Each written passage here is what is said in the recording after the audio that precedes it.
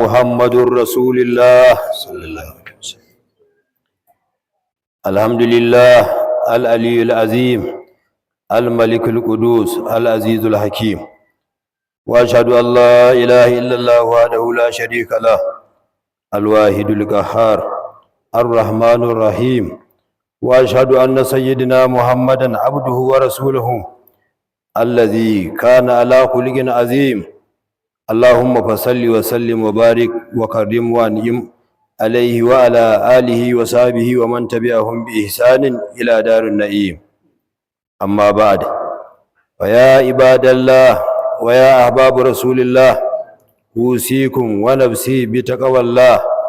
واعلموا أن من تكريم الله لنا واصطفائه إيانا أن أكرمنا بحبيبه ونبيه وصفيه وسيد خلقه محمد صلى الله عليه وسلم، وأرسله إلينا بخير رسالة، وهو خير مرسل صلى الله عليه وسلم. والرسول صلى الله عليه وسلم اسمه محمد، ومعناه الذي لا يدرك إليه ذم ولا عيب، وهو ابن عبد الله ابن عبد المطلب ابن هاشم ابن مناف ابن قصي بن كلاب بن مرة بن كعب، وينتمي نسبه إلى إسماعيل بن إبراهيم عليه السلام، وهو خاتم النبيين والمرسلين القائل: فهو الذي تم معناه وسورته ثم اصطفاه حبيبا بارئ النسم، منزه عن شريك في محاسنه وجوهر الحسن فيه غير منقسم. ومن صفته صلى الله عليه وسلم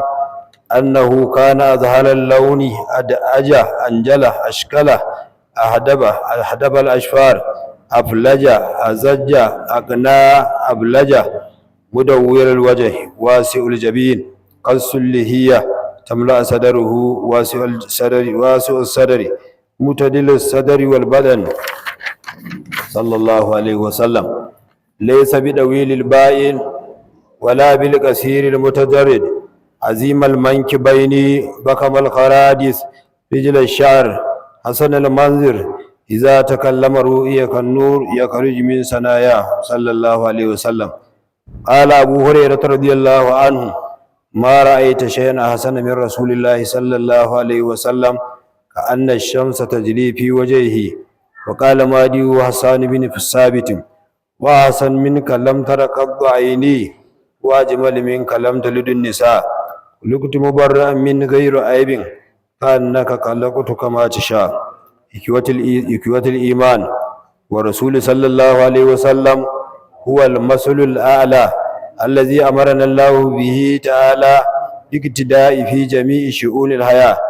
قال تعالى: لقد كان لكم في رسول الله أسوة حسنة لمن كان يرجو الله واليوم الآخر وذكر الله كثيرا. ونهب الله تعالى أخلاق الفاضلة التي تدل على أنه خير خلق الله على الإطلاق، ومنها الصدق والأمانة والطلق الوجه ولين الجانب والحياء وكثرة العباد وطاعة الله وامتثال الأوامر القرآن واجتناب النواهي. وقالت عائشة رضي الله عنها عندما سئلت عن أخلاقه صلى الله عليه وسلم، فقالت: كان خلقه القرآن، ومنها الرحمة وطيب القلب والتسامح حتى مع من آذاه، والكرم والجود والشجاعة والمواساة والإيثار والتواضع والنظافة والإفة وغير ذلك. عباد الله، إن لهذا اليوم المبارك ساعة ما وافقها عبد يستغفر الله يدعو الله إلا غفره الله وأجاب دعاءه، فاستغفروا ربكم ثم توبوا إليه إنه هو الغفور الرحيم.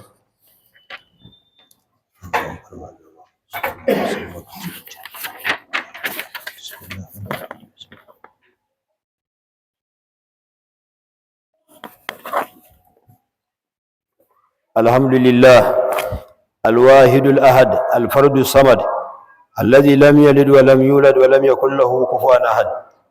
والصلاة والسلام على نبي الممجد الزكي الطاهر سيدنا محمد وعلى آله وصحبه ومن تبعهم بإحسان إلى يوم الدين. يا معشر الإسلام، إن الله تبارك وتعالى زكى حبيبه محمد صلى الله عليه وسلم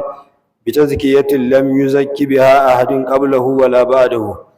ومنها أنه تعالى قال زكاه في عقله فقال وما صاحبكم بمجنون، وزكاه في فكره فقال والنجم إذا هوى ما ضل صاحبكم وما غوى، وزكاه في منطقه وصدقه فقال وما ينطق عن الهوى، وزكاه في معلمه فقال علمه الشديد القوى، وزكاه في قلبه فقال ما كذب الفؤاد ما رأى، وزكاه في بصره فقال ما ذاق البصر وما طغى، وزكاه في صدره فقال ألم نشرح لك صدرك، وزكاه في ظهره فقال ووضعنا عنك وزرك، وزكاه في ذكره فقال ورفعنا لك ذكرك، وزكاه في إشفاقه وحلمه فقال لقد جاءكم رسول من أنفسكم عزيز عليه ما عنتم حريص عليكم بالمؤمنين رؤوف رحيم، وزكاه في كله وأخلاقه فقال إنك لعلى خلق عظيم، وزكاه أهله وإياله فقال إنما يريد الله ليذهب عنكم الرجس منكم الرجس أهل البيت ويطهركم تطهيرا. وذكى أصحابه فقال والسابقون الأولون من المهاجرين والأنصار والذين اتبعوه بإحسان رضي الله عنهم ورضوا عنه وأعد لهم جنات تجري تحتها الأنهار خالدين فيها أبدا ذلك الفوز العظيم. وزكى أمته فقال كنتم خير أمة أخرج للناس، وأقسم بحياته فقال لأمرك إنهم لفي سكرتهم يعمهون، وأقسم ببصره فقال والعصر إن الإنسان لفي خسر، وأقسم ببلده ما دام أنه فيه صلى الله عليه وسلم فقال لا أقسم بهذا البلد وأنت هل بهذا البلد، إذن فما هذا تلك الدرجة والمفاكر إلا رسول الله صلى الله عليه وسلم هو الطاهر المطهور الذي جاء بالدين الإسلام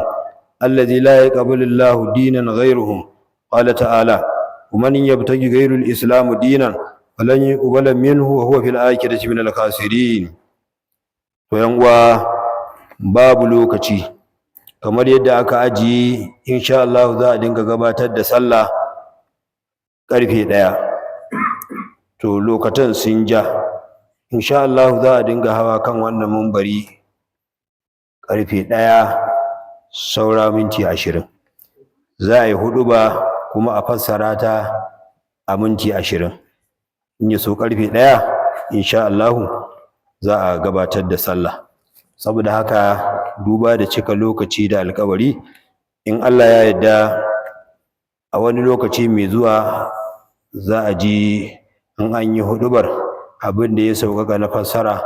za a dinga fassara kamar yadda satin da ya gabata an gabatar da huduba an fassara, amma yanzu lokaci ya ja saboda haka yan uwa za a yi afuwa in Allah ya yarda wani lokacin an haɗu to za a ji cikakken jawabi akan abin da aka karanta na huduba. Allahumma ghfir lana dhunubana ma qaddamna wa ma akarna wa ma asrarna wa ma alanna wa ma anta alamu bihi minna rabbana la tu'akhidhna bima fa'ala as-sufaha'u minna ya rabbal alamin.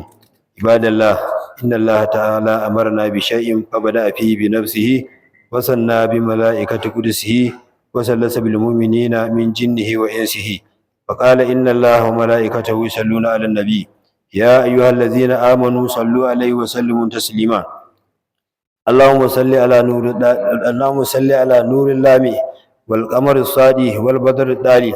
والفيض الجامي والمدل الواسي والحبيب الشافي والنبي الشاري والرسول الصادق والمأمور الضائي والمخائب السامي والسيف القاضي والقلب الجامي والطرف الدامي سيدنا محمد وعلى آله وأولاده الكرام وأصحاب الإسلام وأتباعهم من أهل السنة والإسلام. اللهم أعز الإسلام والمسلمين وأذل الشرك والمشركين ودمر أعداءك أعداء الدين وانصر عبادك الموحدين. اللهم آمنا في أوطاننا وأصلح أئمتنا وولاة أمورنا واجعل هذا البلد آمنا مطمئنا ساكرا سخاء رخاء وسائر بلاد المسلمين برحمتك يا أرحم الراحمين. عباد الله إن الله يأمر بالعدل والإحسان وإيتاء ذي القربى وينهى عن الفحشاء والمنكر